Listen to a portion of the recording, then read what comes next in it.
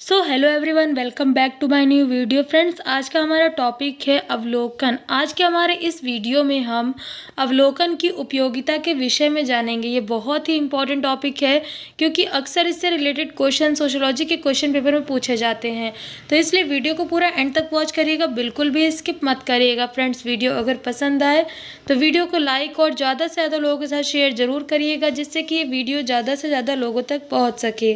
अगर आप चैनल पर नए हैं और आपने अभी तक चैनल को सब्सक्राइब नहीं किया है तो आपसे एक छोटी सी रिक्वेस्ट करना चाहूँगी कि प्लीज़ चैनल को सब्सक्राइब करके बेल आइकन को ऑल प्लेट कर दीजिएगा, जिससे कि आपको मेरी लेटेस्ट वीडियोस की अपडेट्स मिल सके। तो फ्रेंड्स, चलिए बिना किसी देरी के बढ़ते हैं वीडियो की ओर और जानते हैं अवलोकन की उपयोगिता के विषय में।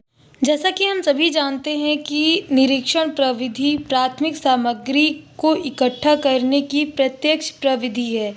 निरीक्षण का तात्पर्य मतलब यहाँ पर उस प्रविधि से है जिसमें अनुसंधानकर्ता घटनाओं को देखता है, समझता है और उसके बाद उन पर विचार करके तथ्यों का संकलन करता है। इस प्रकार की प्रविधि में अनुसंधानकर्ता तथ्यों को इकट्ठा करने के लिए अध्ययन क्षेत्र में आए हुए समूह के दैनिक जीवन में भाग लेते हुए, मतलब उनके साथ, उनके बीच रहकर उनके सामाजिक एवं व्यक्तिगत व्यवहारों को जानता है या फिर उनसे दूर बैठकर उनके व्यवहारों को जानने की कोशिश करता है। सामाजिक अनुसंधान में इस प्रविधि का बहुत ही महत्व होता है, इसका बहुत ही अधिक प्रयोग किया जाता है, क्योंकि इस प्रविधि के अंतर्गत अवलोकनकर्ता घटना स्थल पर जाकर घटनाओं को स्वयं देखता है, समझता है और उन्हें देखकर समझकर ही तथ्यों को एकत्रित करता है, जिसे हम प्रत्यक्ष अध्ययन कहते हैं और जो कि इसी प्रविधि के अंतर्गत ही संभव है। इसके अलावा इस प्रविधि के अंतर्गत मानव इंद्रियों, विशेषकर नेत्रों का प्रयोग होता है। इस प्रणाली में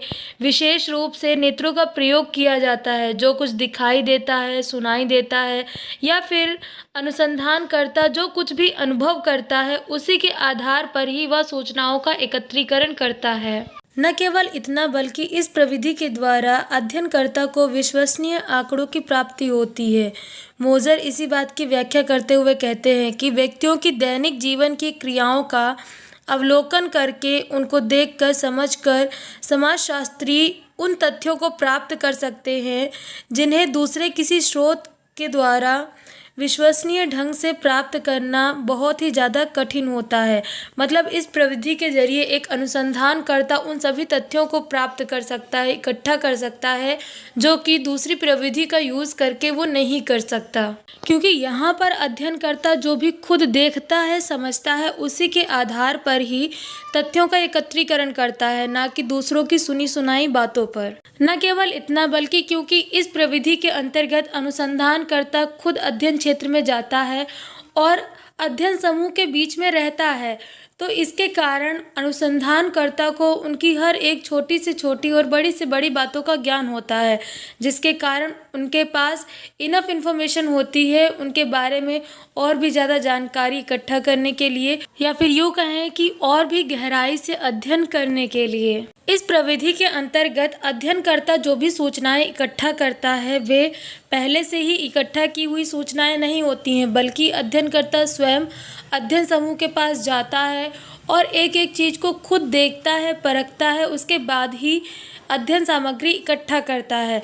तो इसलिए यहाँ पर जो भी सूचनाएं अनुसंधानकर्ता के पास होती हैं, वे सभी प्राथमिक होती हैं। इस प्रविधि के द्वारा अध्ययनकर्ता को उनके प्राथमिक सूचनाएं प्राप्त होती हैं, प्राथमिक सामग्री उनके अध्ययन के लिए मिलती हैं। इसकी एक अन्य विशेषता यह है कि क्योंकि यहाँ पर मनुष्य को देखकर, उसके व्यवहारों को देखकर, समझकर ही तथ्यों को इकट्ठा किया जाता है, जो विषय वस्तु होती है उसके बारे में जानकारियों को इकट्ठा करने के लिए अनुसंधानकर्ता स्वयं वहाँ पर जाता है, उनको देखकर, समझकर जानकारियों को इकट्ठा करता है। तो इस प्रकार की प्रविधि को सीखने की कोई ज़रूरत नहीं होती है, क्योंकि एक सामान्य बुद्धि वाला व्यक्ति भी अपने नेत्रों से किसी भी घटना का अवलोकन कर सकता है। जैसा कि हम सभी जानते हैं कि किसी भी अनुसंधान कार्य में आगे बढ़ने के लिए परिकल्पना का निर्माण करना कितना ज़्यादा आवश्यक होता है।